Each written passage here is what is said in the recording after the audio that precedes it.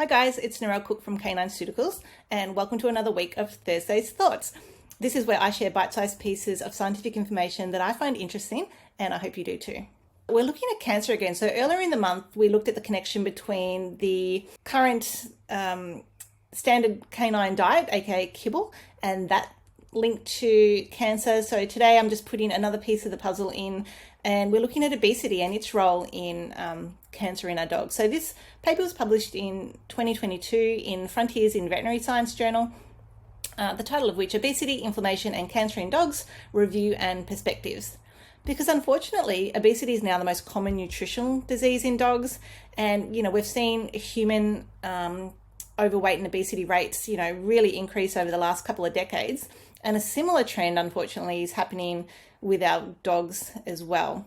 So, it's well known and understood in the human research that, chronic low-grade inflammation sort of underpins a lot of negative health consequences that we see in people, and that, the research is now highlighting that obesity can predispose people to certain types of cancer and their complications.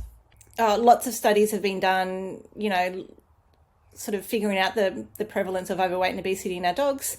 Like in the US and Australia in the early 2000s, between 29 and 33% of dogs were overweight, and between 5 and 7.6% were obese.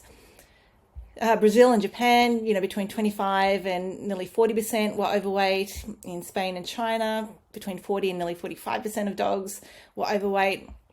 And, the authors are saying, this is a real matter of concern because, we're seeing the same consequences in our dogs that we've been seeing in humans who are overweight and obese. So, obese dogs have reduced life expectancy, reduced quality of life. They're more likely to develop comorbidities, things like orthopedic disorders. So think of like hip and elbow dysplasia, arthritis, degenerative disc disorders like torn cruciate ligaments, all those sort of things.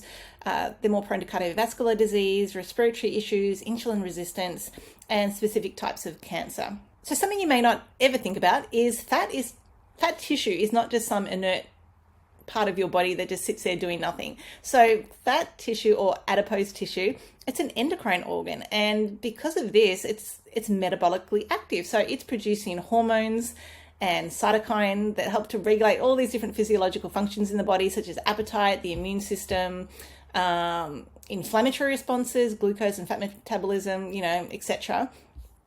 But what happens when us or our dogs are gaining excess weight? This white adipose tissue or fat tissue, it undergoes changes like cellularly and structurally. It gets remodeled. And what can happen during this process, because it's got to figure out what to do with all these calories that are coming in. So it's got to, adapt to be able to store those extra calories as fat. But things can sort of go awry in the process. Immune cells can start to infiltrate into the fat tissue. And everything can just become dysfunctional and unregulated, which can lead to the release of pro-inflammatory compounds into the body.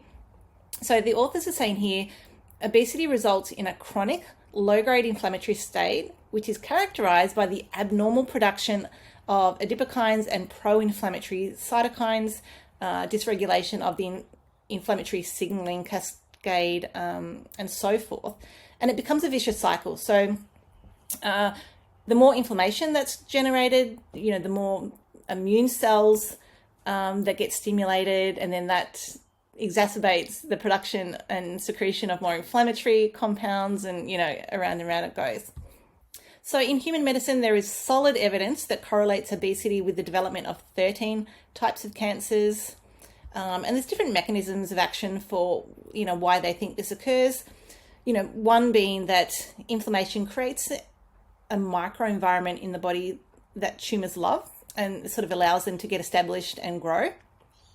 Another reason is that obesity and that's chronic systemic inflammation can create genomic instability. So this is where sort of the genome maintenance processes can go a bit awry and increase the likelihood of genetic mutations, which can lead to cancer.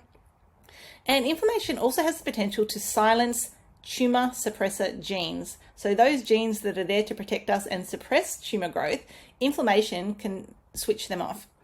Insulin resistance caused by obesity is related to, again, the development of that low-grade chronic inflammatory state in the body. When this happens, when you have insulin resistance, the pancreas then needs to secrete higher amounts of insulin into circulation. But insulin and related compounds act as promoters of cell growth and are considered to promote tumor development. So again, not what we want for our dogs. So this is just simplifying it all into one really nice image. So obesity, via all these mechanisms, leads to inflammation in the body, and inflammation via all these mechanisms leads to tumor development. So if you take nothing else away, it's as simple as that. Obesity leads to inflammation, contributes to tumor development. And look, they're saying, since a relationship between obesity and cancer has been found in both humans and dogs, it's reasonable to propose that avoiding obesity or treating obese dogs with weight loss could reduce the risk of developing cancers. And this, one particular author indicated there's an urgent need to increase the awareness of this fact that obesity, is potentially connected with cancer development in our companion animals. Okay, so please understand, and this is hard for some pet parents to hear, you are not loving your dog more by feeding them more.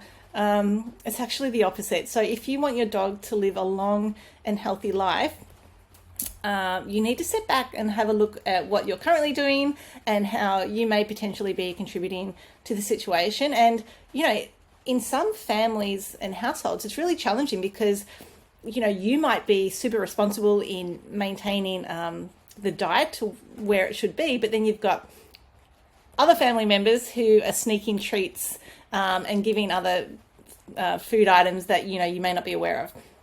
So if you're in a family environment, you need to have a family meeting and sort of discuss this situation so everyone's on the same page for what needs to be done.